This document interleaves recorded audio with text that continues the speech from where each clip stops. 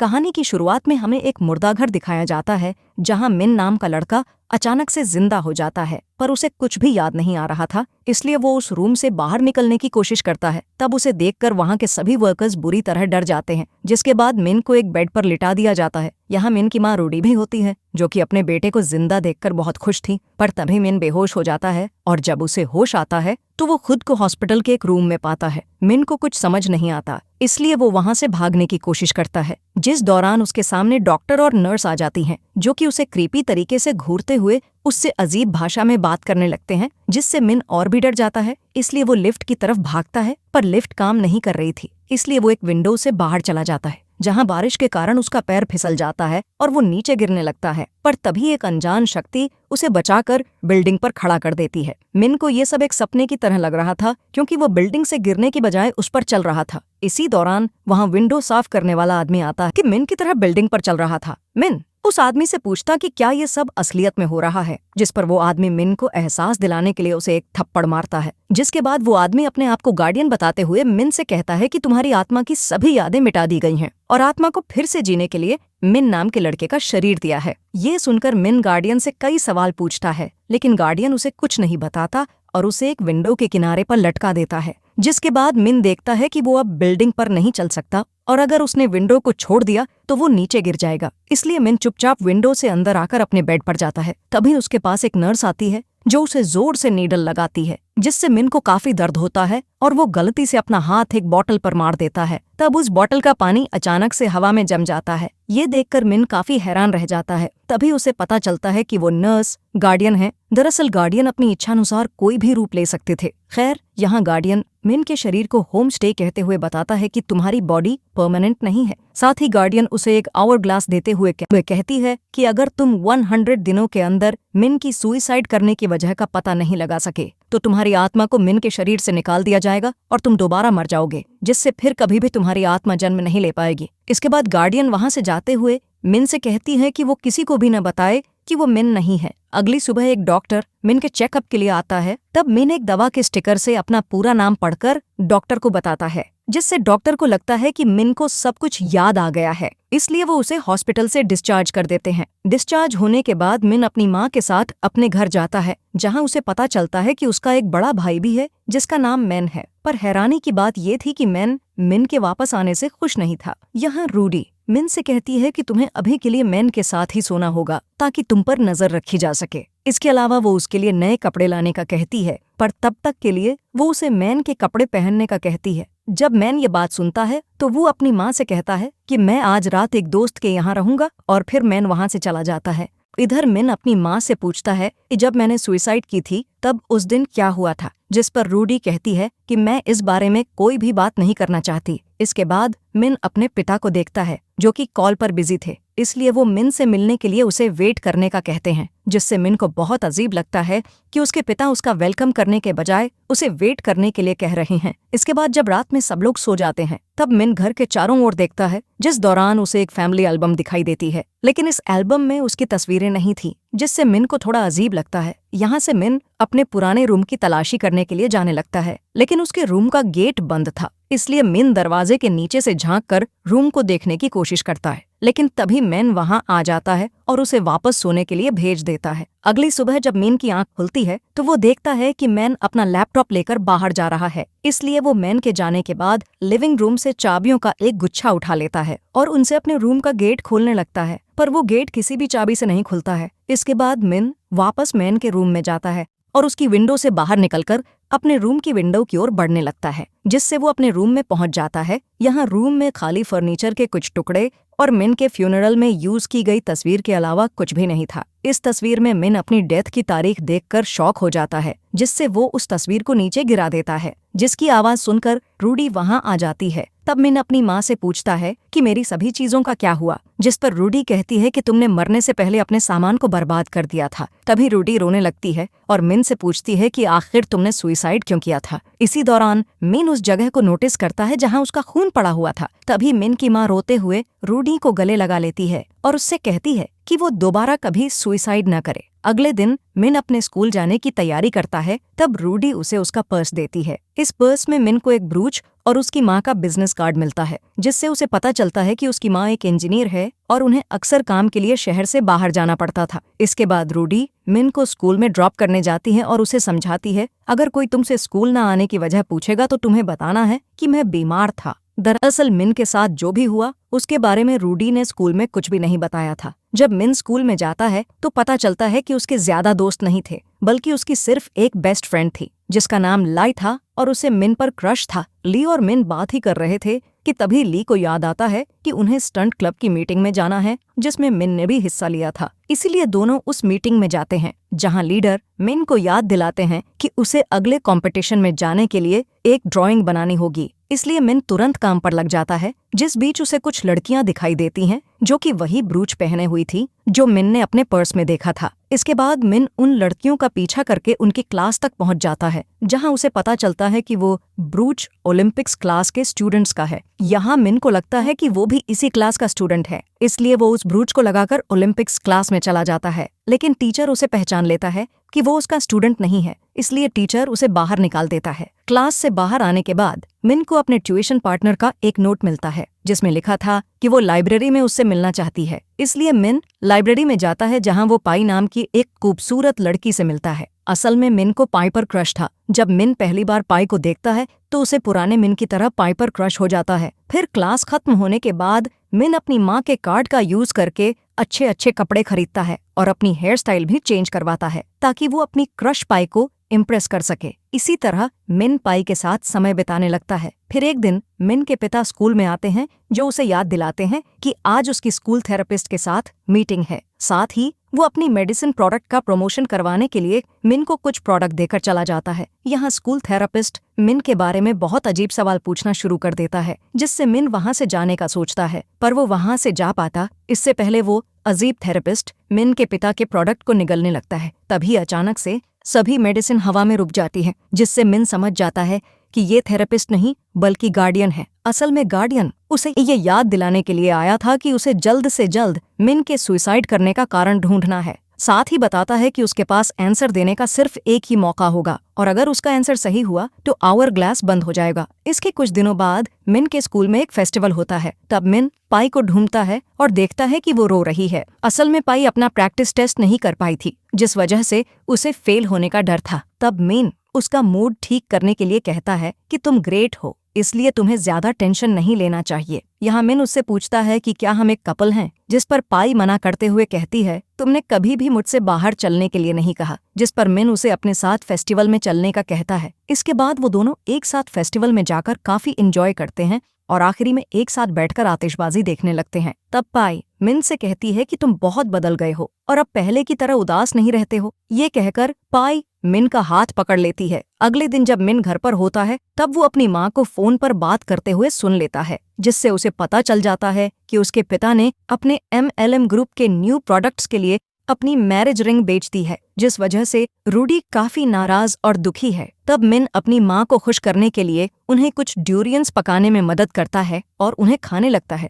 जब रूडी मिन को डूरियंस खाते हुए देखती है तो पूरी तरह से शॉक हो जाती है, क्योंकि मिन हमेशा से ही डूरियंस से नफरत किया करता था। यहाँ रूडी मिन के नए रूप को देखकर बहुत खुश होती है और उसे अपने बचपन के कुछ किस्से भी बताती है, जिससे पता चलता है कि वो अपने बुरे वक्त में भी अपने बच्चों का बहुत ख्याल रखा करती है। कुछ दिनों बाद मिन अपने एग्जाम में पास हो जाता है, जिसके लिए उसने पाई से वादा भी किया था। इसलिए पाई खुश होकर मिन के बालों में शैम्पू लगाती है और फिर वो उसे एक ब्रिज पर दस्त लगाने का कहती है। साथ ही वो उसे कंपनी देने के लिए उसके साथ दौड़ती है। जब वो दोनों 10 चक्कर पूरा कर लेते हैं, तब पाई मिन को एक गिफ्ट देती है। असल में आज ही के दिन मिन का जन्मदिन था। मिन गिफ्ट ओपन करके देखता है तो उसे उसमें एक कलाइडोस्कोप मिलता है, जिसे पाई ने खुद बनाया था। यहाँ पाई मिन को बताती है कि वो इसे बहुत पसंद करती है, जिससे दोनों के बीच किस होता है। इसके बाद सीन शिफ्ट होता है, जहाँ मिन पाई की ड्राइंग बनाना शुरू करता है, जिस दौरान उसे कुछ तस्वीरें मिलती हैं, जिसमें से एक तस्वीर में मिन किसी लॉकर के पास बैठा हुआ था।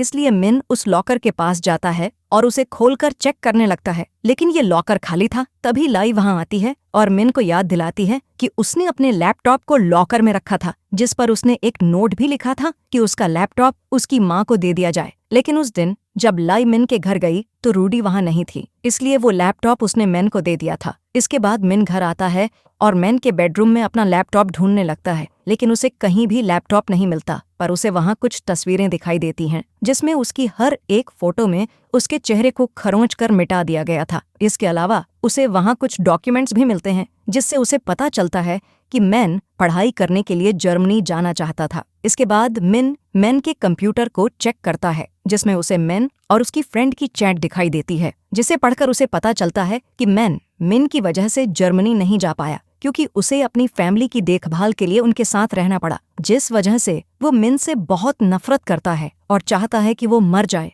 इस चैट में मैन ने ये भी लिखा था कि मिन के लैपटॉप में उसे एक गुड बाय लेटर भी मिला था, जिसके बारे में उसने अपने पेरेंट्स को नहीं बताया। इधर मिन को पता चल जाता है कि मैन के पास जो दूसरा लैपटॉप है वो उसी का लैपटॉप है, इसलिए मिन उसे खोजने के लिए मैन के कॉलेज जाता है, जहां वो अपने लैपटॉप को ढूंढ लेता है और घर पर लाकर उसे देखने लगता है। पर तभी मैन वहां आ जाता है और उसे लैपटॉप छीनकर कहता है कि ये फैमिली उसके बिना खुश है। इतना कहने के बाद वो मिन के लैपटॉप को विंडो से बाहर फेंक देता है, इसलिए मिन जल्दी से नीचे जाता है और देखता है कि लैपटॉप हवा में तैर रहा था। असल में गार्डियन वहीं पर बैठा हुआ था, जिसने लैपटॉप को अपनी पावर से हवा में रोक लिया था, पर वो उस लैपटॉप को जल्द ही जमीन पर गिरा देता है और मिन पर हंसने लगता है। इसके बाद मिन अपने लैपटॉप को घर ले आता और उसे चालू कर देता है। वो देखता है कि उसके लैपटॉप में सिर्फ एक फाइल बची है, जो कि उसका गुड बाय लेटर था।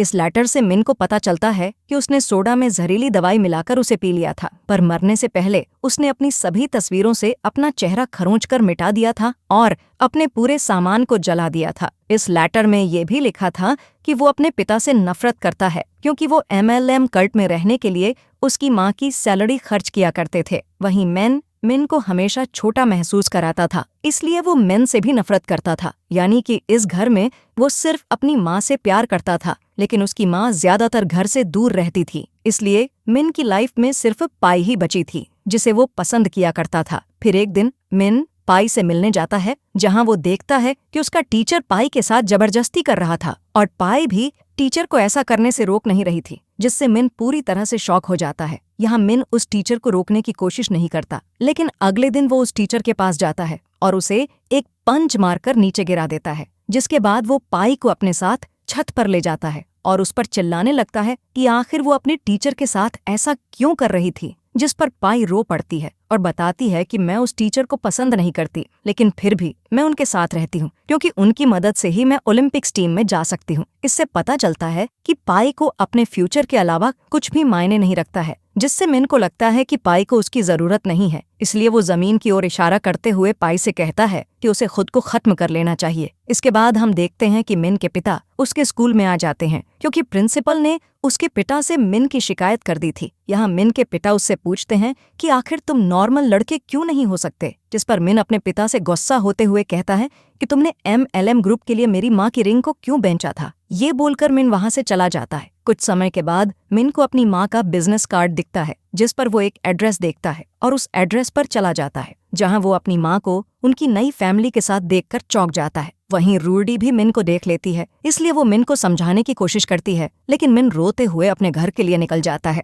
इसके बाद मिन एक ब्रिज पर खड़ा हो जाता है। इस दौरान बहुत बारिश भी हो रही थी। मिन उस ब्रिज के नीचे देखता है और सोचता है कि उसे फिर से सुसाइड कर लेनी चाहिए। तभी बारिश की बूंदें अचानक रुक जाती हैं और गार्डियन वहां आ जाता है, जो मिन के पास आकर उसकी सुसाइड का कारण पूछती है, जिस पर मिन जवाब देता है कि मिन इस लाइफ से नफरत करता था और उसने जो भी किया उसके पीछे मिन की गलती नहीं थी, बल्कि उसकी फैमिली और पाई की गलती थी, क्योंकि वो सभी भरोसे के लायक नहीं थे। मिन के जवाब देने पर भी गार्डियन का आवर ग्लास बंद नहीं होता। इसका मतलब था कि मिन ने जो जवाब दिया है वो गलत है। इसलिए गार्डियन मिन को याद दिलाता है कि उसके पास अब बस 3 दिन बचे हैं। इसके बाद मिन अपने घर लौट जाता है और अपने रूम की सारी चीजें तोड़ने लगता है। तभी ली वहां आती है और मिन से कहती है कि तुमने अभी तक ड्राइंग क्यों नहीं बनाई, जिस पर मिन ली से कहता है कि तुम्हें मेरी चिंता करने की जरूरत नहीं है। साथ ही वो ली से बेरहमी से बात करना शुरू कर देता है और उसे बताता है कि मिन ने तुम्हें कभी भी अपना दोस्त नहीं माना और ना ही वो तुम्हें पसंद करता था। ये सुनकर ली को बहुत बुरा लगता है। तभी मिन बताता है कि उस दिन मिन स्कूल इसलिए नहीं आया था क्योंकि वो उस दिन खुद को खत्म करने वाला था। और उसने एक गुड बाय लेटर भी लिखा था जिसमें उसने तुम्हारा नाम तक नहीं लिखा था। ये सारी बातें सुनकर ली रोने लगती है और वहां से चली जाती है। इसके बाद शाम को मिन और उसके पिता रूडी को लेने जाते हैं, जो कि आज ही के दिन काम से लौटकर घर आ रही थी। रूडी बहुत थकी हुई थी, इसलिए वो घर जाना चाहती थी, लेकिन मिन उन्हें एक साथ डिनर करने के लिए बाहर चलने का कहता है। इसलिए वो तीनों एक रेस्टोरेंट में जाते हैं, जहां मिन वॉशरूम जाने का बोलकर अपने पेरेंट्स को अकेला छोड़ देता है। लेकिन वो वॉशरूम नहीं गया था, बल्कि छुपकर उनकी बातें सुन रहा था। इस दौरान वो देखता है कि पिता उसकी माँ की रिंग लौटा रहे हैं, जिसके बाद रूडी अपने अफेयर के बारे में हस्बैंड को बता देती है, जिससे मिन के पिता रूडी को कुछ बोले बिना ही वहां से चले जाते हैं। अब मिन और उसकी माँ कार में अकेले होते हैं। तब रूडी रोते हुए मिन से भी माफी मांगती है और बताती है कि मैं अपनी फैमिली के साथ रहना चाहती हूँ, इसलिए मैंने अपने दूसरे लवर के साथ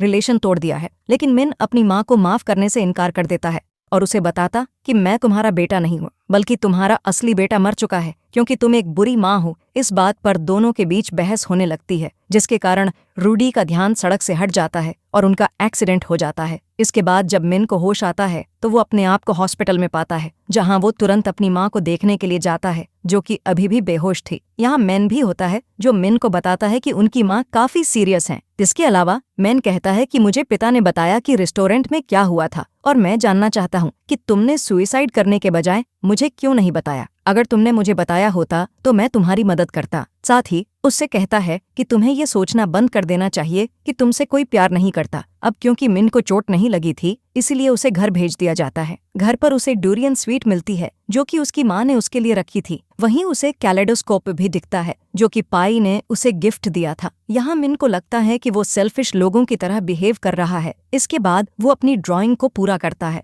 जिसके अगले दिन ओलंपिक्स टीम की अनाउंसमेंट होती है, जहां पाई को टीम में सिलेक्ट होने पर एक स्पीच देने का कहा जाता है। लेकिन जब पाई मिन को देखती है तो उसे गिल्टी फील होता है, इसलिए वो वहां से भाग जाती है। जिसके बाद मिन उसे एक क्लास में देखता है, जहां वो एक कांच के टुकड़े से खुद को मारने का सोचती है। इसलिए मिन उससे माफी मांगता है और उसे गले लगा लेता है। साथ ही उसे समझाता है कि मैं उस दिन बहुत गुस्से में था, इसलिए मैंने बिना सोचे समझे तुमसे कुछ भी बोल दिया था और तुम्हें खुद पर गुस्सा नहीं होना चाहिए, क्योंकि ये सब उस टीचर की गलती थी। मिन की बातें सुनकर पाई को बहुत अच्छा महसूस होता है, इसलिए वो अपने टीचर की सच्चाई बताने के लिए प्रिंसिपल के पास जाती है। वहीं मिन को अपनी नई डिजाइन की प्रैक्टिस में देर हो चुकी थी, इसलिए मिन पाई के लिए एक ड्राइंग छोड़कर वहां से चला जाता है। इस ड्राइंग में मिन ने पाई के सपोर्ट के लिए कुछ लाइंस भी लिखी हुई थी। इसके बाद मिन कार्ड स्टंट क्लब की रिहर्सल देखने जाता है, जहां वो ली से मिलता है और उससे माफी मांगता है। साथ ही उससे कहता है कि सिर्फ तुम अकेली हो जो हमेशा मेरे लिए अच्छा सोचती हो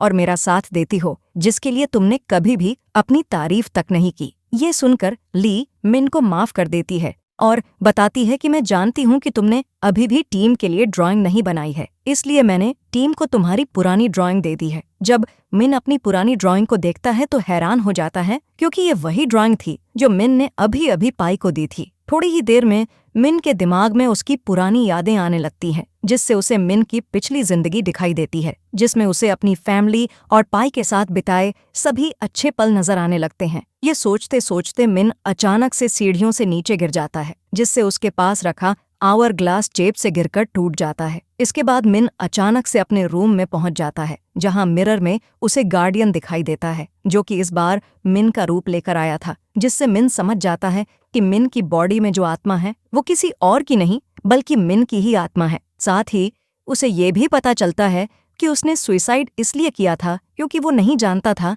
कि जिंदगी में अच्छी चीजों पर कैसे ध्यान दिया जाता है। अंत में वो मान जाता है कि उसकी सुसाइड करने के पीछे किसी की गलती नहीं थी, बल्कि ये सब खुद उसकी गलती थी। गार्डियन उसके इस जवाब से सहमत हो जाता है और मिन को उसकी आत्मा को जीतने के लिए बधाई देता है। साथ ही बताता है कि ये टेस्ट सिर्फ तुम्हें असलियत दिखाने के लिए किया गया था, यानी कि अब मिन का कहीं और पुनर्जन्म नहीं होगा और वो इसी जिंदगी को अच्छे से जिएगा। इसके बाद गार्डियन वहां से गायब हो जाता है, जिसके गायब होते ही मिन दोबारा स्कूल में पहुंच जाता है, जहां लाई उसे देखती है और उसके पास आ जाती है। तब मिन उसे गले लगा लेता है और फिर स्कूल से सीधे हॉस्पिटल में चला जाता है, जहां वो देखता है कि रूडी को होश आ गया है। यहाँ रूडी बताती है कि मेरा तुम्हारे पिता के साथ डिवोर्स हो रहा है, इसलिए तुम्हें डिसाइड करना होगा कि तुम किसके साथ रहना चाहते हो। इसके अलावा रूडी कहती है कि अगर तुमने अपने पिता को चुना तो मैं तुम्हें कोई दोष नहीं दूंगी, क्योंकि मैं अच्छी माँ नहीं हूँ। तब मिन रोते हुए अपने किए के लिए रूडी से माफी मांगता है और कसम खाता है कि उसे कभी भी उनका बेटा होने का पछतावा नहीं होगा।